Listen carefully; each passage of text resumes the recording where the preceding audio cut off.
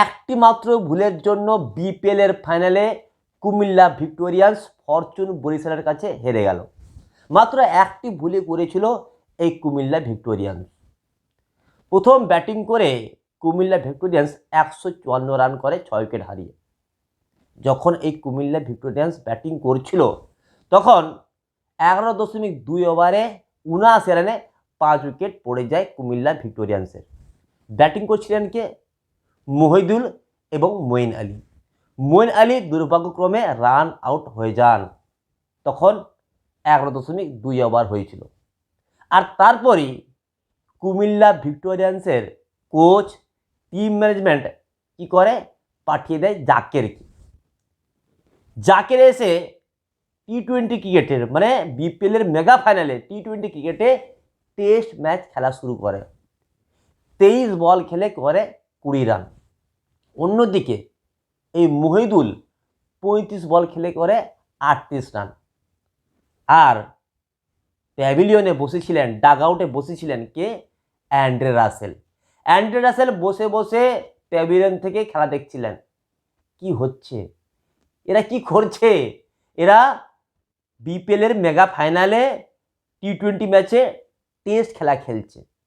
তিনি বসে বসে হাসছিলেন। আর কি করবেন? তার তো কিছু করারই নাই। কারণ এই কুমিল্লা ভিক্টোরিয়ান্সের কোচ এবং টিম ম্যানেজমেন্ট অপদার্থ রাম পাঠায়রা। এদের একটা সাধারণ কমন সেন্স নাই যে আমার কাছে একটা AK-47 আছে আর আমি কি করছি, যে ওই বাচ্চাদের খেলনা আছে না, গুলি করে খেলনা, সেই বাচ্চাদের খেলনা বন্দুক দিয়ে দিয়েছি, যা এটা নিয়ে যুদ্ধ করবি যা। তো এই জাকেরকে নামাবার কোনো দরকার ছিল? এই জাকের 23 বল খেলে 20 রান করেছে। অন্যদিকে মহিদুল 35 বল খেলে 38 রান করেছে। দুজনে টেস্ট খেলা খেলেছে। ওই জাকেরের জায়গায় যদি অ্যান্ড্রে রাসেলকে পাঠিয়ে দিত কুমিল্লা ভিক্টোরিয়ান্স, তাহলে পুরো চিত্রটাই পাল্টে যেত। কারণ একদম শেষে এসে এই অ্যান্ড্রে রাসেল মাত্র 14 বলে 23 রান করেছে এবং শেষ ওভারে 21 রান নিয়েছে অ্যান্ড্রে রাসেল। শেষ ওভারে 3টে 6 মেরেছে অ্যান্ড্রে রাসেল।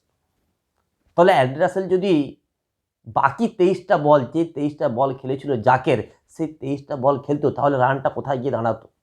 200 রানও হতো এই কুমিল্লা ভিক্টোরিয়ান্সের। আরে তোমার কাছে AK-47 অস্ত্র আছে আর তুমি খেলনা বন্দুক পাঠাচ্ছ। তো এই খেলনা বন্দুক দিয়ে কি আর ফাইনাল যেতে যায়? মাত্র 154 রান করতে পারে 6 উইকেট হারিয়ে এই কুমিল্লা ভিক্টোরিয়ান্স। ব্যাটিং উইকেটে ফরচুন বরিশালের কাছে 154 রান চেস করাটা কোনো ব্যাপারই ছিল না। ফরচুন বরিশালের ক্যাপ্টেন তামিম ইকবাল এবং মেহেদী হাসান শুরুটা ভালোই করেন। ফরচুন বরিশালের ক্যাপ্টেন তামিম ইকবাল করেন 39 রান, মেহেদী হাসান করেন 29 রান। তারপর কাইল মেয়ার্স এসে 46 রানের দুর্দান্ত ইনিংস খেলেন এবং মাত্র 19 ওভারে প্রয়োজনীয় 154 রান তুলে নেয় ফরচুন বরিশাল এবং 2024-এর বিপিএলের চ্যাম্পিয়ন হয় ফরচুন বরিশাল। এবং এই কুমিল্লা ভিক্টোরিয়ান্স নিজেদের পায়ে নিজেরা কুড়োল মেরে হেরে যায় ফরচুন বরিশালের কাছে বিপিএলের মেগা ফাইনালটা। তো এই অপদার্থ, অযোগ্য, পাঁঠা কোচ এবং টিম ম্যানেজমেন্টের ডিসিশনের জন্য, একটা মাত্র ভুল ডিসিশনের জন্য আজকের ফাইনালে হেরে গেল এই কুমিল্লা ভিক্টোরিয়ান্স। বন্ধুরা, আপনাদের কি মনে হয়? অবশ্যই আপনারা কমেন্ট বক্সে লিখে জানাবেন।